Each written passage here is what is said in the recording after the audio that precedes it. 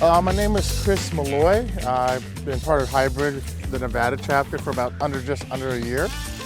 And I own a 1991 Nissan Pao. My favorite three mods on the car are the back tailgate area, just because you don't see too many cars out there with that clam-shaped design. It's very kind of a beach picnic type of motif.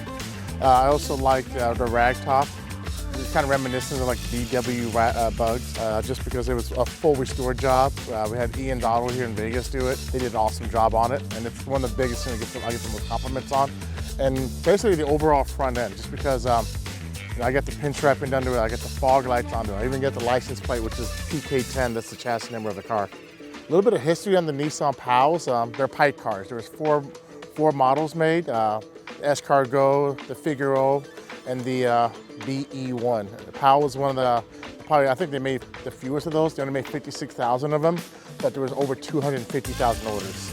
Well, the engine, and it's not too much. We restored it, we rebuilt it, but it's a 54 horsepower or 1,000 cc's, four-cylinder engine. Car cannot go on highways very fast, so it does take a while to get here. Funny stories on the way to the shoot, I actually got pulled over for speeding, which I didn't think was possible.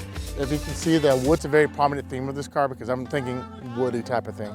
The Pao originally came with 12-inch wheels. We put Rhoda XBs on them, 15 inches. They had to be drilled and milled out and shaped for the correct offside. They don't make a lot of wheel options for the Pao because the hub size is such a unique, different thing. So, this car has just a lot of quirky little touches on it. It'll take forever to talk about everything. So, future things we're going to be doing is getting a vintage roof rack made.